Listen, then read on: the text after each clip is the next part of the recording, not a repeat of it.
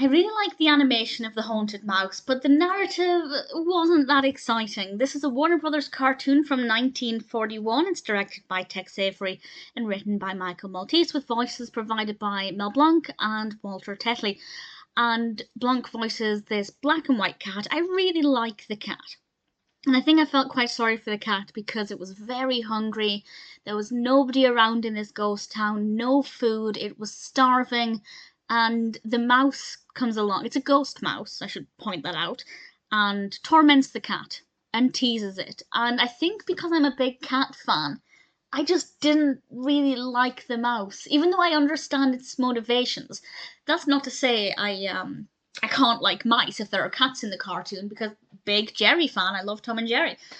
But I really felt for the cat, and I didn't want to see the cat go hungry, and it wasn't fair that the mouse was teasing it. But at the same time, the mouse is only getting revenge for the many, many times cats have tormented it, so I understand its motivations.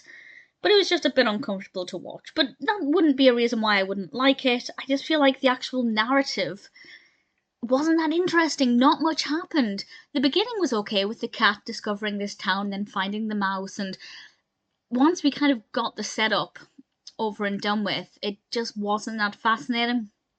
And I think it was definitely more character driven, but because I didn't like the actions of one of the characters, and I felt sorry for the other character, it wasn't the most pleasant experience.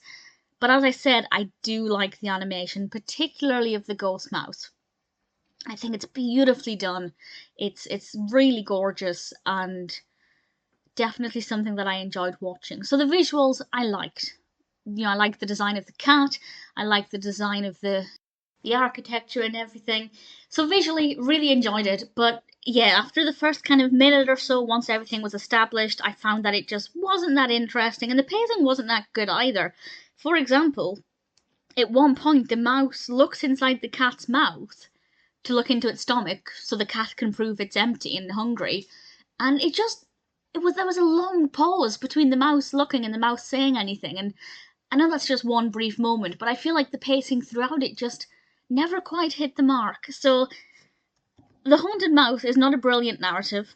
It's not the best cartoon, but it is well animated. So depending on what you look for, you might like it. I probably wouldn't watch it again, but I can't deny that visually it's rather pretty.